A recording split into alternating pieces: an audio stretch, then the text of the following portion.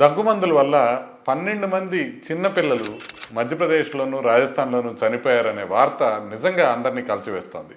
దీనిపైన union health ministry ఏం చెప్పిందంటే 2 ఏళ్ల లోపల ఉండే పిల్లలకి అసలు కాఫ్ సిరప్స్ అనేవి ఇవ్వద్దు, 5 ఏళ్ల లోపల ఉండే వాళ్ళకి కూడా ఇన్ జనరల్ ఇవ్వకపోవడం మంచిది, ఆ తర్వాత కూడా గట్టిగా అవసరమైతే మినిమం పీరియడ్ వరకే ఇవ్వండి, చాలా జాగ్రత్తగా ఇవ్వండి అని చెప్పారు. అంటే ఎందుకు ఇలా చేయాల్సి వచ్చింది అని అంటే కాఫ్ సిరప్స్లో కొన్నిసార్లు కంటామినేటెడ్గా 2 కాంపౌండ్స్ ఉంటాయి, ఇథిలిన్ గ్లైకాల్, డైథిలిన్ గ్లైకాల్ అని. ఇవేముంటాయంటే కొంచెం స్వీటిష్గానే ఉంటాయి, కానీ ఏమవుతుందంటే అది లోపల టాక్సిన్స్గా మారిపోయి కిడ్నీస్ని, బ్రెయిన్ని, లివర్ని పాడు చేసే అవకాశం ఉంటుంది. దానివల్ల సివియర్ మెటబాలిక్ అసిడోసిస్ వస్తుంది. ఎందుకు ఈ ఇథిలిన్ గ్లైకాల్, డైథిలిన్ గ్లైకాల్ వస్తాయంటే ఇండస్ట్రియల్ గ్రేడ్ ప్రొపిలిన్ గ్లైకాల్ అనే దాన్ని వాడటం వల్ల వస్తుంది. ఫార్మస్యూటికల్ గ్రేడ్ మెటీరియల్ వాడితే రాదు.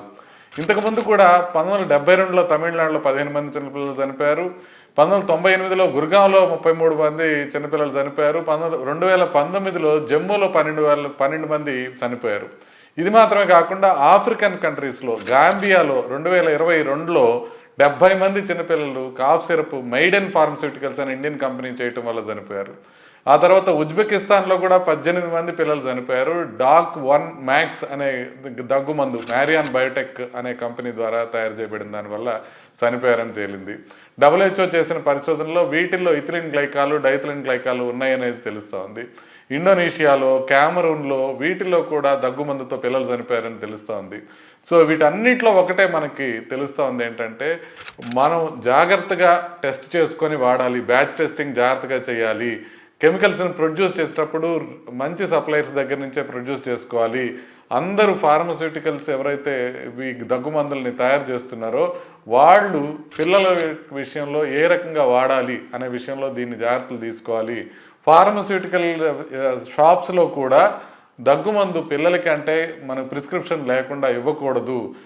మెయిన్ థింగ్ రెగ్యులేషన్ అనమాట. బ్యాచ్ టెస్టింగ్ కనుక రెగ్యులర్గా చేసుకొని వీటిలో కంటామినెంట్స్ ఏమైనా ఉన్నాయా లేదా అనేది చూసుకోవాలి.